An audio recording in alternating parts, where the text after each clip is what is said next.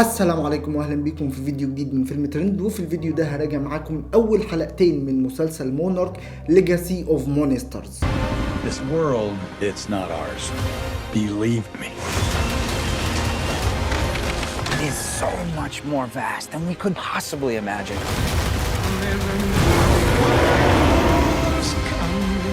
These monsters and Monarch. مسلسل مونارك بيتكلم عن المعركة اللي حصلت في فيلم جودزيلا، لأن فيلمنا أصلا مقتبس من فيلم جودزيلا، بحيث إن في العمل ده بيتم إثبات إن في وحوش حقيقية بالفعل بتعيش على الأرض. فبنخش في رحلة من التشويق والدراما والتحقيق علشان نكشف عن أسرار تاريخية بتربط العيلة اللي بتحاول كشف الأسرار دي بمونارك، ومن هنا تنطلق أحداث قصتنا. طبعا كلنا عارفين إن الشخصيات البشرية دايما بتاخد اهتمام أقل في الأفلام المرتبطة بالوحوش، خصوصا في أفلام جودزيلا، ولكن شركة أبل تي في بلس بالتعاون مع 5 مخرجين مختلفين بتقرر إنها تنتج لنا عمل تلفزيوني مكون من 10 حلقات بيركز فقط على العنصر البشري في الكشف عن الوحوش العملاقة اللي بتعيش معانا في الأرض. وهنلاقي العمل هنا بيسرد لنا قصة في زمنين مختلفين عن بعض تماما. مسلسل مونارك يعتبر مسلسل تحقيق أكتر من كونه بيتكلم عن وحوش ضخمة زي ما قلنا. فهنلاقي المسلسل بيركز على شخصية كات وأخوها كينتارو، وكينتارو هو أخوها من أبوها فقط،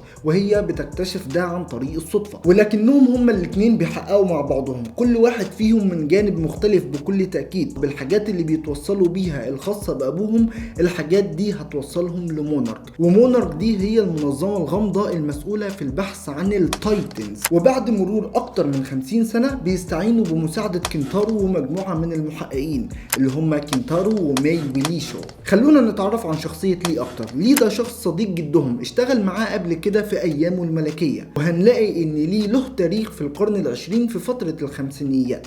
في الفترة دي كان بيشتغل كوسيط ما بين الجيش الأمريكي وبين أصحابه من العلماء في مونارك، واللي هم كيكو وبيل راندا. ولو شفتوا فيلم كونج سكال ايلاند اللي اتعمل في سنة 2017 واللي كانت قصته بتحكي لنا عن سنة 1973، شفنا فيه نسخة قديمة من بيل قبل كده. وخليني اقول لكم ان العمل ده مرتبط ارتباط كبير جدا بجودزيلا فيرس. بكل تأكيد هو مش بيركز على الصراعات بين الوحوش نفسها، وبيركز اكتر على التحقيقات البشرية لاكتشاف الوحوش دي، ولكن لازم يكون عندك خلفية عن الافلام القديمة، لانك هتلاقي في ربط لشخصيات موجودة في العمل مش هتاخد عنها اي مقدمات ولا اي خلفيات. هتتفاجئ بوجود شخصيات بدون ما تكون عارف هم موجودين دلوقتي ليه او ايه علاقتهم اصلا بالموضوع. فلازم تكون ملم شوية عن عالم جودزيلا فيرس، واللي بيتمثل في 4 افلام سابقة، وهم فيلم كينج كونج اللي تم انتاجه سنة 2005، وفيلم جودزيلا اللي تم انتاجه في سنة 2014، وفي سنة 2017 نزل فيلم كونج سكال ايلاند،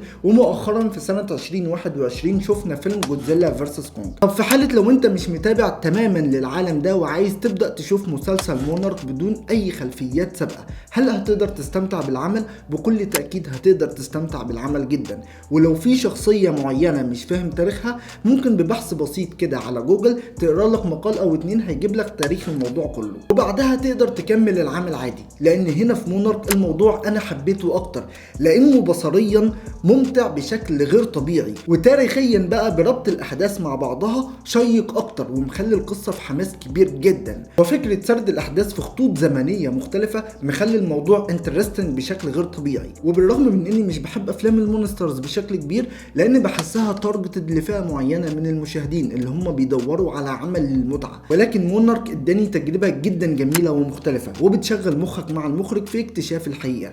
ومتعة الموضوع بالنسبة لي انه هيكون اكتر متعة في سرد القصة، لان كل حلقتين هتاخد وجهة نظر مختلفة، نظرا لان العمل باشتراك 5 مخرجين. ومن الناحية السمعية في العمل ده جامد جدا ومحمس بشكل غير طبيعي، ونهاية الحلقات مشوقة للحلقات اللي بعدها. انا حرفيا ما كنتش عايز الحلقة التانية تخلص. حبيت العمل وحبيت طريقة الاخراج في اول حلقتين واللي هم كانوا للمخرج ماردي ألماس، وحبيت الموسيقى التصويرية بشكل مش طبيعي. وبكل تأكيد مستني باقي الحلقات ومتحمس جدا اني اكمل العمل ده. فبكل تأكيد ارشح وبشدة مشاهدة مسلسل مونارك ليجاسي اوف مونسترز، وينفع كمان للمشاهدة العائلية جدا، لانه طبعا في اول حلقتين مفيش اي مشاهد جنس. وبس كده هنا بكون وصلت لنهاية فيديو النهاردة. فلو عجبكم الفيديو ده يا ريت تعملوا لايك وشير وسبسكرايب، وما تنسوش تدعوا لاخواتنا في فلسطين، واشوفكم في فيديو جديد. سلام.